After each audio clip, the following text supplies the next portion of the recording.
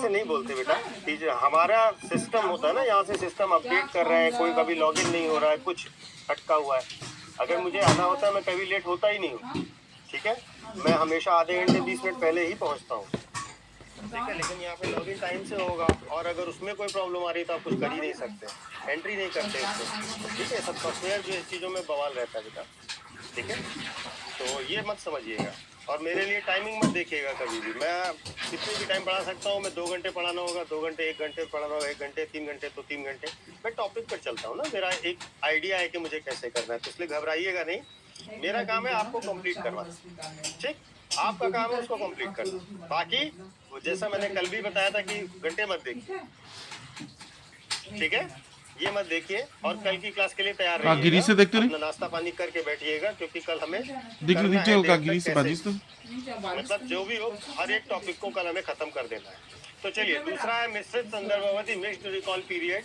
ये 1999-2000 के बाद से एनएसएसओ ने इस पद्धति को किया। इसमें उन्होंने क्या किया, पिछले वर्ष की तुलना में 5 कम आवृत्ति वाली वस्तुओं, यानी कि कपड़े, जूते और धारणीय वस्तुएं, शिक्षा और संस्थागत स्वास्थ्य व्यय की खपत पिछले 30 दिनों के अन्य सभी वस्तुओं पर मापते हैं, ठीक है। यानी कि पिछले वर्ष में इन 5 चीजों पर आपने कितना खर्चा किया, प्लस पिछले 30 दिनों में आपने सभी चीजों पर कितना खर्च किया, ठीक है।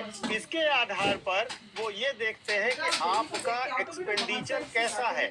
अगर आपका एक्सपेंडिचर अच्छा है, इसका मतलब आप गरीब नहीं हैं। तो गरीबी के मिक्स्ड रिकॉल पीरियड वाले तरीके में क्या करते हैं कि सबसे पहले 5 ऐसी चीजें लेते हैं, जैसे कपड़े, जूते, धारणीय वस्तुएं, शिक्षा और संस्थागत स्वास्थ्य है, ठीक है।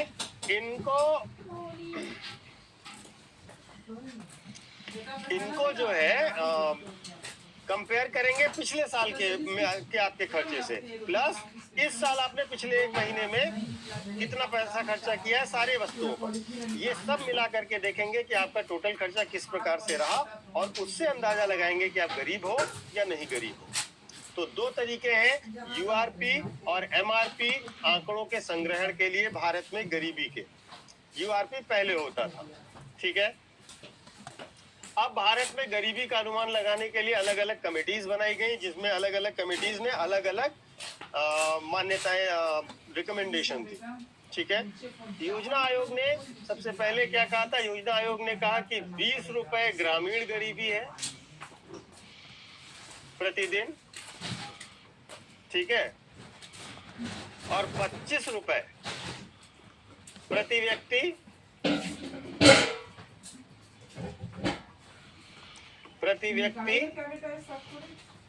प्रतिदिन, ये शहरी गरीबी है, ठीक है। कोई आदमी पूरे दिन में गांव में 20 रुपया खर्चा कर देता है, तो इसका मतलब वो गरीब नहीं। कोई आदमी पूरे दिन में 25 रुपए शहर में खर्चा कर देता है, तो वह गरीब नहीं है। और इस वाले कैलकुलेशन में शिक्षा और स्वास्थ्य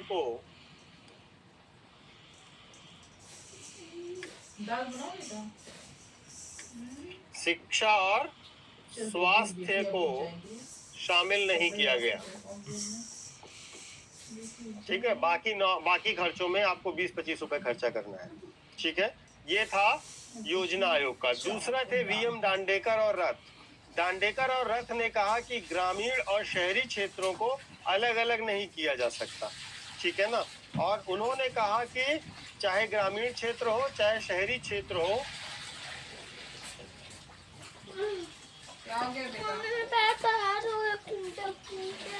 दोनों के लिए 2250 कैलोरी प्रतिदिन को गरीबी रेखा माना गया। कि अगर प्रतिदिन व्यक्ति 2250 कैलोरी खा ले रहा है तो वो गरीब नहीं है, चाहे वो गांव में रहता हो या शहर में रहता हो। अगर इनकी कैलोरी वाली बात को हम रुपए में कन्वर्ट करते तो इनके हिसाब से 16 रुपए जो गांव में कमा लेता है, सॉरी खर्च कर लेता है, और 22.5 रुपए जो शहर में खर्च कर लेता है, उसको हम गरीब नहीं मानेंगे, इसके बाद बनी अलग कमेटी वाई के अलग की अध्यक्षता में। इन्होंने कहा कि पोषण संबंधी आवश्यकताओं के आधार पर ग्रामीण और शहरी क्षेत्रों में गरीबी रेखा के लिए इनका गठन किया गया। और इन्होंने कहा कि 2400 और 2100 कैलोरी न्यूनतम आवश्यकता होती है वयस्क के लिए। गांव में 2400 और शहर में 2100। ठीक है, इतनी कैलोरी अगर आप नहीं खाते तो आप गरीब माने जाएंगे। ठीक है, तो अगर हम उसको 73-74 की कीमतों पर देखें तो 49 रुपए 9 पैसे जो है वो ग्रामीण गरीबी और 56 रुपए 64 पैसे शहरी गरीबी की डिसाइड होगी। लेकिन ये प्रति माह की बात है, एक महीने में 49 रुपए। जो नहीं खर्चा कर पा रहा गांव में वो गरीब है। समझ गए? और ये बात जो हो रही है 73-74 की कीमतों पर हो रही है। क्लियर है बेटा यहाँ तक?